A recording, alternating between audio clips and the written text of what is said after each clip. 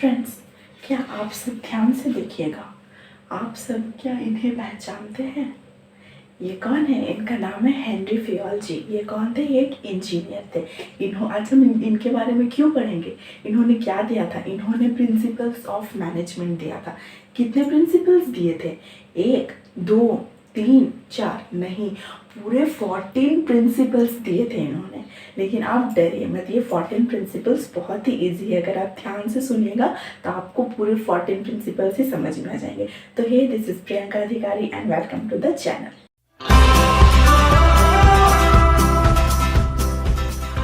देखिए, 14 प्रिंसिपल्स फटाफट से स्टार्ट कर देते हैं। ठीक है, ये 14 प्रिंसिपल्स बहुत ही इंपॉर्टेंट है। यहाँ से क्वेश्चंस भी पूछे जाते हैं, तो आप ध्यान से सुनिए, आपको समझ में आ जाएगा। देखिए, 14 प्रिंसिपल्स जो है उसमें से सबसे पहला प्रिंसिपल क्या बोलता है? पहला प्रिंसिपल बोलता है डिवीजन ऑफ वर्क या डिवीजन ऑफ लेबर। देखिए, कोई भी काम है, ठीक है, ये हम किसका बात करें? प्रिंसिपल्स ऑफ मैनेजमेंट्स के। तो हम देखिए, अगर आप एक कंपनी के बारे में सोचिए, बहुत सारे एम्प्लॉयज़ है, ठीक है, मैनेजर से top level, middle level, lower level, तो बहुत सारे मैनेजर से बहुत सारे एम्प्लॉयज़ है। अब ऐसा तो नहीं है कि हर एक एम्प्लॉय हर एक फील्ड में स्पेशलाइज्ड हो या हर एक फील्ड में एक्सपर्ट हो। तो इसीलिए डिवीजन ऑफ वर्क या डिवीजन ऑफ लेबर ये प्रिंसिपल आया। क्या? कि हर एक इंडिविजुअल को वर्क्स जो है वो डिवाइड कर दीजिए अकॉर्डिंग टू देयर कैपेबिलिटी। इससे क्या होगा? इससे ये होगा कि जो जो जो जिस काम में एक्सपर्ट है वो उस काम में अच्छा से वो उस काम, अगर वो काम उसको दिया जाए तो वो अच्छा से ये काम कर पाएगा। ठीक है। सेकंड प्रिंसिपल क्या बोलता है? Authority and responsibility. ये दोनों चीज़ बहुत ही इंपॉर्टेंट है। क्या? Authority and responsibility. अथॉरिटी मतलब आपको क्या दिया गया है? पावर दिया गया है, power to order your employees और सबॉर्डिनेट्स। रिस्पॉन्सिबिलिटी मतलब क्या होता है कि आपको वो कार्य ठीक से करना है, आप रिस्पॉन्सिबल है उस चीज़ को करने के लिए। तो ये दोनों में बैलेंस होना बहुत ज़रूरी है। क्यों? अगर आपके पास अथॉरिटी है, रिस्पॉन्सिबिलिटी नहीं है, तो आप क्या कीजिएगा? सिर्फ ऑर्डर्स दीजिएगा, आप काम पे उतना ध्यान नहीं दीजिएगा। आपके पास सिर्फ रिस्पॉन्सिबिलिटी है, अथॉरिटी नहीं है, तो आप किसी को ऑर्डर ही नहीं दे पाइएगा। सिर्फ रिस्पॉन्सिबिलिटी लेके आप क्या कीजिएगा? तो दोनों ही होना बहुत ज़रूरी है। ठीक है। उसके बाद आता है डिसिप्लिन। अब डिसिप्लिन में नया क्या है? डिसिप्लिन तो हर एक फील्ड में हर एक इंडिविजुअल को अप्लाई करना होता है। जैसे आप फॉर एग्जांपल ले लीजिए, डिसिप्लिन जो है, अगर एम्प्लॉयज़ में डिसिप्लिन ना हो तो क्या काम ठीक से होगा? काम ठीक से नहीं होगा।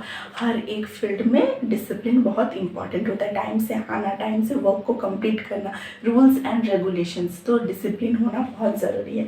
उसके बाद आता है यूनिटी ऑफ कमांड। देखिए, आपके मान लीजिए 2 सीनियर हैं, आप ऑफिस में बैठ के काम कर रहे हैं, आपके 2 सीनियर हैं। एक सीनियर ने कहा अभी विदिन 10 मिनट्स मुझे ये फाइल रेडी चाहिए। आप चले गए फाइल रेडी करने के लिए, पूरा ओके करके उनको आपको देना है।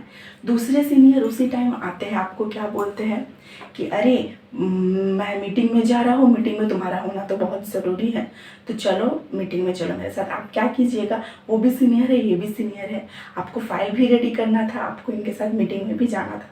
तो इसीलिए यूनिटी ऑफ कमांड होना चाहिए। मतलब कमांड आपको एक टाइम का बात किया जा रहा है, एक टाइम पे एक ही इंडिविजुअल या एक ही सुपीरियर से आपको मिलना चाहिए।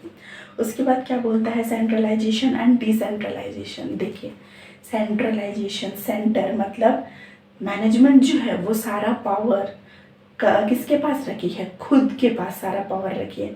डिसेंट्रलाइजेशन मतलब वो पावर कुछ कुछ डिस्ट्रीब्यूट भी कर दी है कि आप अपने हिसाब से काम करो, इस डिपार्टमेंट को अपने हिसाब से काम करने दो, उस डिपार्टमेंट को अपने हिसाब से काम करने दो। तो दोनों ही होना ज़रूरी है। ठीक है। सेंट्रलाइजेशन मतलब खुद के पास पावर्स रखिए, रूल्स एंड रेगुलेशंस बनाने का टाइमलाइन दे दीजिए और उनको उनके हिसाब से भी काम करने दीजिए, थोड़ा सा फ्रीडम भी छोड़ दीजिए, तो सेंट्रलाइजेशन भी कर दीजिए। उसके बाद आता है यूनिटी ऑफ डायरेक्शन। अब देखिए, direction, unity of command, unity of direction, 2 चीज़ था, दोनों में ही डिफरेंस है। यूनिटी ऑफ कमांड क्या बोलता है? आपको एक टाइम में एक ही सुपरवाइज़र से कमांड आना चाहिए। यूनिटी ऑफ डायरेक्शन क्या बोलता है कि जिस काम को आप कर रहे हैं उसका डायरेक्शन आपको सीनियर से वही सेम डायरेक्शन मिलना चाहिए। प्रोडक्शन का जो काम है वो अगर आप कर रहे हैं तो प्रोडक्शन के जो सीनियर है उन्हीं से आपको डायरेक्शन मिलना चाहिए कि इस तरह से इस प्रोसेस से ये काम होना चाहिए। अगर एक ही काम को आप दो प्रोसेस से कीजिएगा तो आपको कुछ भी रिजल्ट नहीं मिलेगा, ठीक है। उसके बाद स्केलर चेन, एक यूनिटी ऑफ देखिए, टॉप लेवल, मिडिल लेवल, सबसे बॉटम लेवल, 3 लेवल होते हैं। स्केलर चेन क्या बोलता है कि एक चेन होना चाहिए, मतलब ऊपर से आपको ऑर्डर मिलेगा, फिर आप नीचे लेवल में पास कीजिएगा, वो काम करेंगे, उसके बाद अपर को देंगे, वो फिर अपने फर्दर सीनियर को वो काम दे देंगे। Stability of tenure of personal, मतलब क्या बोलता है कि आपके जो एम्प्लॉय है आप उनमें ये विश्वास पैदा कीजिए कि उनका जो जॉब है वो क्या है, उनका जॉब है वो सिक्योर है। अगर आप हर एक मंथ में ही एम्प्लॉय चेंज कीजिएगा तो एम्प्लॉय भी ठीक से काम नहीं करेंगे और आपको क्या होगा कि हर बार उनको आपको समझाना पड़ेगा, उनको आपको ट्रेनिंग देना पड़ेगा। जो जितना ओल्ड होता जाएगा उसका एक्सपीरियंस बढ़ेगा, आपको उसका भी फ़ायदा मिलेगा। तो इसीलिए ये चीज़ को मेंटेन कीजिए। हमेशा हमेशा हम अगर टेन्योर बदलते रहे तो ये हमारे लिए भी नुकसान होगा और उनको भी कोई जॉब सेटिस्फैक्शन नहीं मिलेगा। उसके बाद आइए इक्विटी। इक्विटी मतलब क्या, बराबर दीजिए। इक्विटी मतलब आप हर एक एम्प्लॉय को एक समान देखिए। ऐसा नहीं है कि आपका ये फेवरेट है तो आप उसको कम काम दें और जो हार्ड टास्क है आप दूसरों का असाइन कर दें। आप क्या कीजिए, इक्विटी मेंटेन करके रखिए। उसके बाद आता है spirit D corps. Spirit D corps ये एक फ्रेंच वर्ड है, इसका मतलब होता है टीम स्पिरिट, मतलब एज अ टीम आप काम कीजिए, इकट्ठे होकर के काम कीजिए, सब आपस में मिल के काम कीजिए, एक दूसरे का हेल्प कीजिए, ठीक है, कोऑपरेट कीजिए। और उसके बाद आता है रेम्यूनरेशन।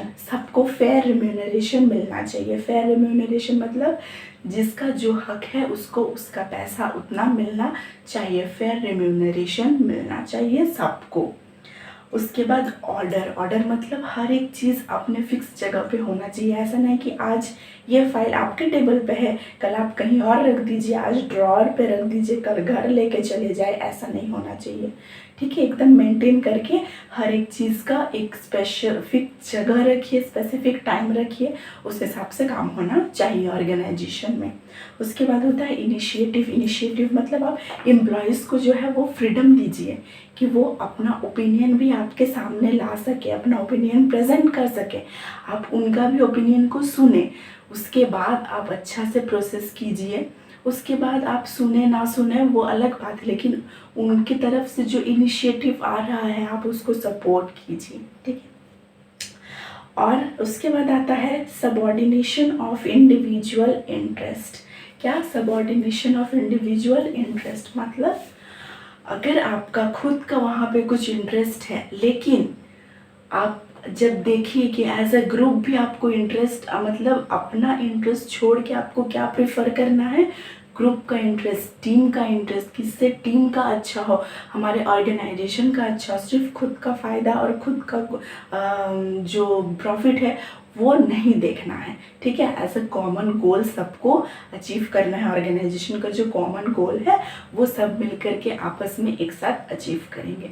तो यही था 14 प्रिंसिपल्स ऑफ मैनेजमेंट। तो आई होप कि आपको जो है आज का क्लास समझ में आया है। 14 प्रिंसिपल्स यही था, यह बहुत इंपॉर्टेंट होता है। आज के लिए यहीं पे ख़त्म करते हैं। Thank you so much.